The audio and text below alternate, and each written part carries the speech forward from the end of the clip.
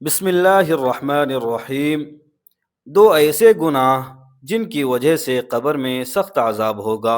نبی کریم صلی اللہ علیہ وسلم نے فرمایا کہ یہ دو بڑے گناہ ہیں جو عورتیں بہت شوق سے کرتی ہیں، حالانکہ ان گناہوں کی وجہ سے قبر میں سخت عذاب ہوگا۔ وہ گناہ یہ ہیں۔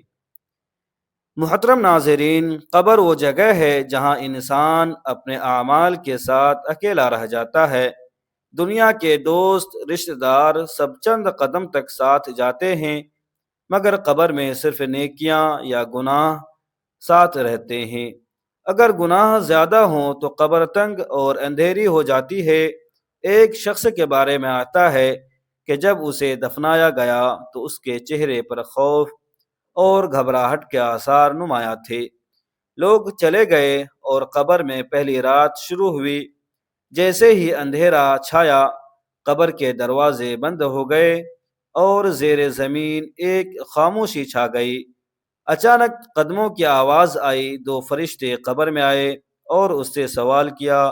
پہلا سوال تھا، تیرا رب کون ہے؟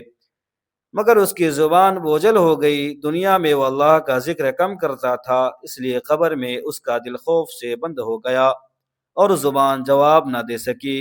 پھر پوچھا گیا، تیرا دین کیا ہے؟ لیکن جو نماز سے غافل رہا، قرآن سے دور رہا ہو، وہ قبر میں جواب کیسے دے سکتا ہے؟ اس کی زبان پھر خاموش رہی۔ تیسرا سوال آیا، تیرا نبی کون ہے؟ مگر گناہوں کا بوجھ اتنا تھا کہ اسے اپنا نبی بھی یاد نہ آیا۔ فرشتوں کے جانے کے بعد قبر اس پر تنگ ہونے لگی۔ زمین دونوں طرف سے دب کر پسلیاں ایک دوسرے میں پیوست ہونے لگے۔ اس کے گناہ شکلیں بنا کر اس پر مسلط ہونے لگے۔ غیبت کی صورت میں سیاہ سایہ بن کر چہرے پر بیٹھ گئی۔ جھوٹ آگ کے شعلوں کی طرح اس کے ارد گرد بھڑکنے لگا۔ حرام کمائی سانپوں اور بچھوؤں کی شکل میں اسے ڈسنے لگی۔ نمازیں جنہیں وہ چھوڑتا تھا اندھیری بدروحوں کی طرح اس کے گرد گھومنے لگیں۔ قبر کی رات لمبی ہو گئی اور اس کے لیے ہر لمحہ عذاب بن گیا۔ اسے احساس ہوا کہ دنیا میں گناہوں کو معمولی سمجھنا اصل تباہی ہے۔ قبر میں نہ سفارش ہوتی ہے، نہ کوئی بہانہ چلتا ہے، صرف اعمال کام آتے ہیں۔ اس لیے انسان کو چاہیے کہ دنیا میں ہی اپنے گناہوں سے توبہ کرے، اللہ کا ذکر کرے، نماز کو مضبوطی سے قائم کرے، حلال کمائی کمائے، دل کو نرم رکھے اور نیکیوں کی طرف دوڑنے والا بن جائے۔ کیونکہ قبر میں روشنی، آسانی اور سکون صرف نیک لوگوں کے لیے ہوتا ہے۔ وہ شخص جو نماز چھوڑتا تھا، صحیح بخاری و مسلم میں ہے کہ رسول اللہ صلی اللہ علیہ وسلم نے فرمایا، ہم ایک جنازے کے ساتھ جا رہے تھے۔ جب قبر پر پہنچے تو نبی صلی اللہ علیہ وسلم نے فرمایا، یہ شخص 5 نمازوں کا پابند نہ تھا، اس لیے اب اس کی قبر اسے دبا رہی ہے۔ سود خور کی قبر۔ حضرت سمرہ بن جندب رضی اللہ عنہ کی طویل حدیث میں ہے کہ نبی صلی اللہ علیہ وسلم نے معراج کے بعد فرمایا، ایک رات مجھے ایک شخص دکھایا گیا جس کی قبر میں ایک فرشتہ لوہے کا پنجہ لے کر آیا اور اس کے منہ کو ایک طرف سے دوسری طرف پھاڑ رہا تھا، پھر دوسری طرف۔ پوچھا، یہ کون ہے؟ فرمایا، یہ وہ ہے جو سود کھاتا تھا۔ یہ ایک عبرت ناک واقعہ ہے۔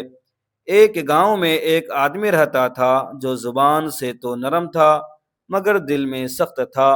وہ لوگوں کی چیزیں دبا لیتا، کمزوروں پر ظلم کرتا، نمازوں میں سستی کرتا، گناہوں کو معمولی سمجھتا تھا۔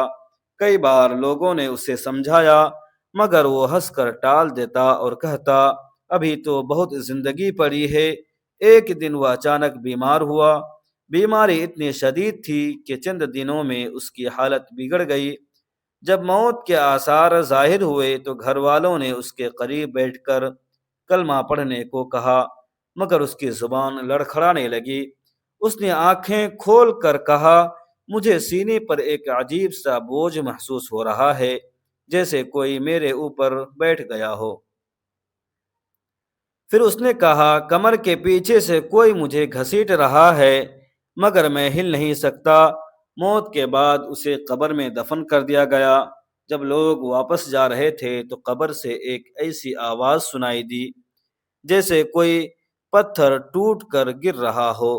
پاس کھڑے ایک بزرگ نے کہا، یہ قبر کے بند ہونے کی آواز نہیں بلکہ اس کے اعمال کے دباؤ کی آواز ہے۔ رات ہوئی اور قبر میں اندھیرا پھیل گیا۔ روایت میں آتا ہے کہ جب فرشتے اس سے سوال کرنے آئے تو اسے اپنے رب کا نام یاد نہ آیا۔ پھر پوچھا گیا، دین کیا ہے؟ مگر زبان بند ہو گئی۔ جب نبی کے متعلق پوچھا گیا تو اس کے ہونٹ خشک ہو گئے، سارا وجود پتھر بن گیا۔ فرشتوں کے جانے کے بعد قبر فوراً اس پر تنگ ہونے لگی، زمین دونوں طرف سے اس کے جسم کو کچلنے لگی۔ اس نے چیخ کر کہا، یہ کیسا دباؤ ہے؟ تو غیب سے آواز آئی، یہ وہی ظلم ہے جو تو نے لوگوں پر کیا تھا۔ پھر اس کے پاؤں کے پاس آگ کا شعلہ اٹھا۔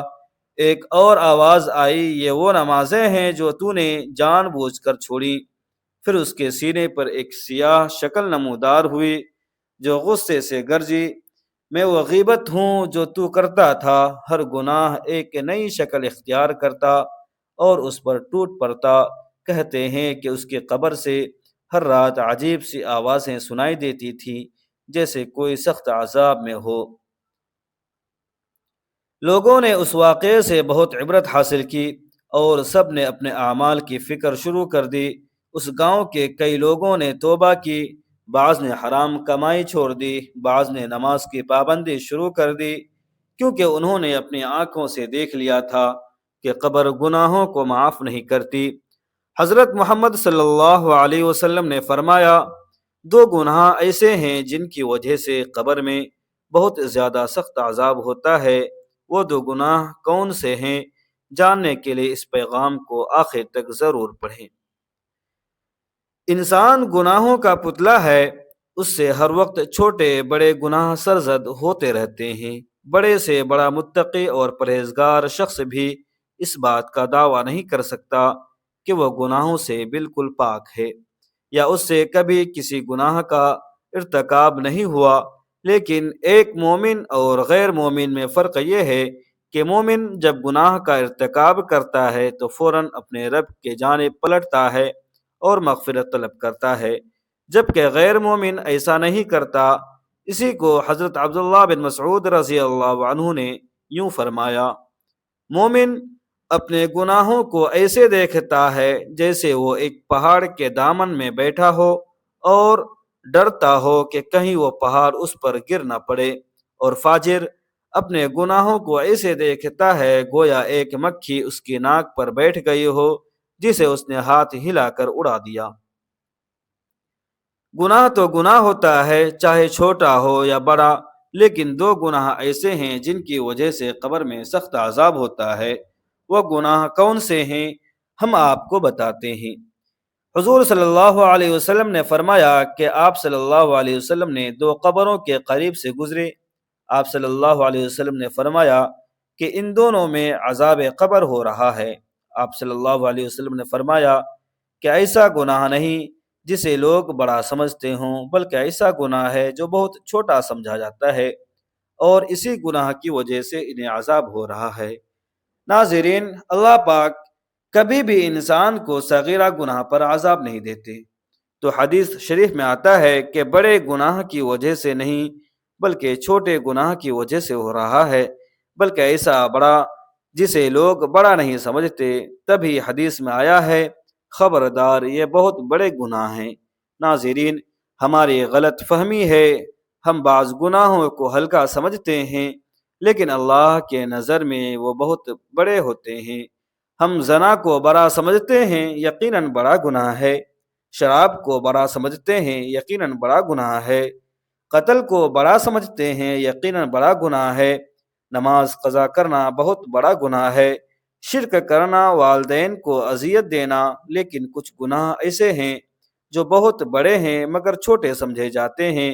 اسی لیے آپ صلی اللہ علیہ وسلم نے فرمایا کہ ان دونوں قبروں میں دو بڑے گناہوں کی وجہ سے عذاب ہو رہا ہے جنہیں یہ لوگ چھوٹا سمجھتے تھے۔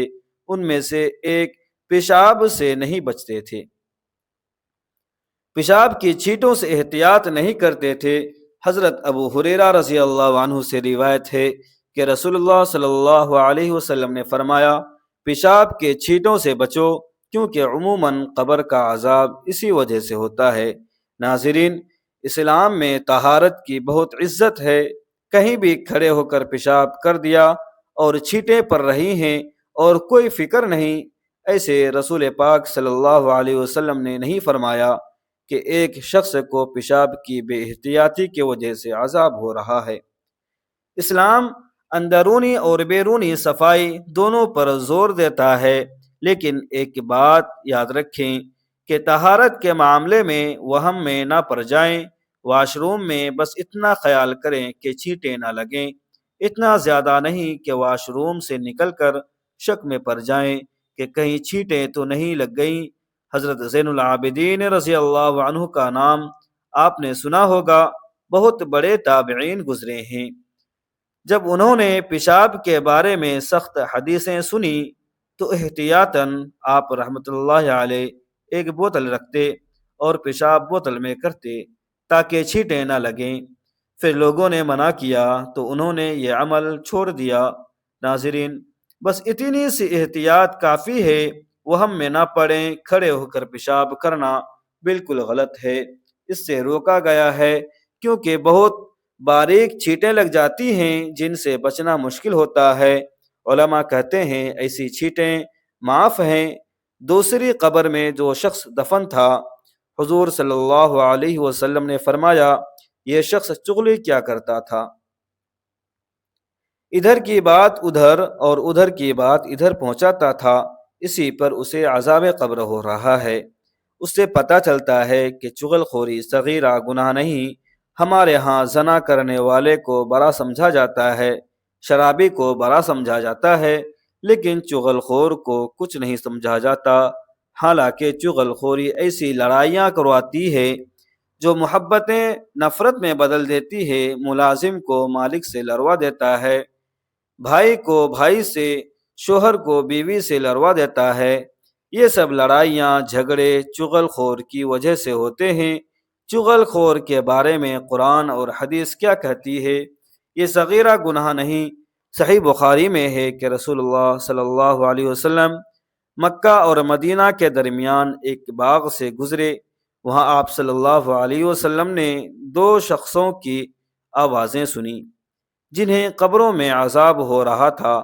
آپ صلی اللہ علیہ وسلم نے فرمایا، ان پر عذاب ہو رہا ہے اور کسی بہت بڑے گناہ کی وجہ سے نہیں۔ پھر فرمایا، ایک پیشاب کی چھینٹوں سے بچتا نہ تھا، دوسرا چغل خوری کرتا تھا۔